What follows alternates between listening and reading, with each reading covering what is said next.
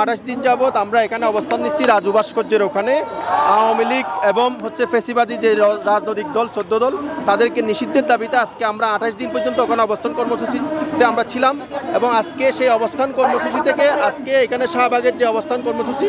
এবং শাহবাগীদের বিরুদ্ধে যে অবস্থান, সেই অবস্থানে আমরা সংহতি প্রকাশ করার জন্য আজকে এখানে আমরা এসেছি জাতীয় বিপ্লবী পরিষদের পক্ষ থেকে। এবং আমরা চাচ্ছি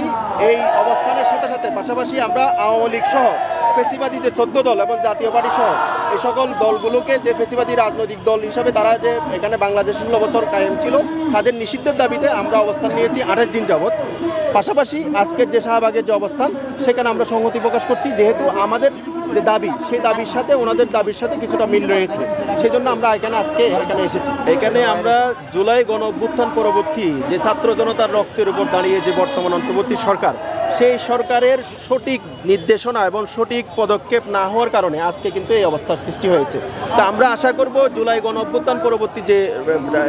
সরকারটা আছে সেই সরকার হচ্ছে একটা বিপ্লবী সিদ্ধান্ত নেবে। সেই বিপ্লবী সিদ্ধান্ত হচ্ছে আওয়ামী লীগ সহ ফ্যাসিবাদী যে 14 দল তাদেরকে নিষিদ্ধ করতে হবে এবং তাদের যে সকল কার্যক্রম, সাংস্কৃতিক কার্যক্রম, আমরা শুধু আওয়ামী লীগকে মনে করতেছি এ টিম, আসলে আওয়ামী লীগের এ টিম হচ্ছে তাদের সাংস্কৃতিক গোষ্ঠীগুলো এবং তাদের যে বিভিন্ন ধরনের যে সাংস্কৃতিক গোষ্ঠী সুশীল সমাজের যেখানে আছে অবস্থান নিয়েছে, সাংবাদিক মহলে অবস্থান নিয়েছে, অর্থাৎ বিভিন্ন গ্রুপের মধ্যে যে আওয়ামী লীগের এ টিম এখানে অবস্থান নিয়েছে।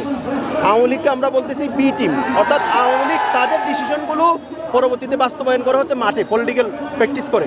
বাট এদের এ টিম হচ্ছে বর্তমান যে সুশীল সমাজ, বর্তমান যে সাংস্কৃতিক গোষ্ঠী, এই যেগুলো এখন লাকি আক্তারের মতো যে গোষ্ঠীগুলো এখানে যে ফ্যাসিবাদী ব্যবস্থা যে কায়েম করেছিল, লাকি আক্তার একটা মানে আপনার বিচারের যে রায়, সেটা রায়ের বিরুদ্ধে গিয়ে সেখানে আদালতের বিরুদ্ধে গিয়ে একটা মব সৃষ্টি করেছিল, সেই মব সৃষ্টি সম্পূর্ণ আমরা বিরোধী। আমরা এটার বিচার চাচ্ছি এবং শাহবাগীদের বিচার চাচ্ছি।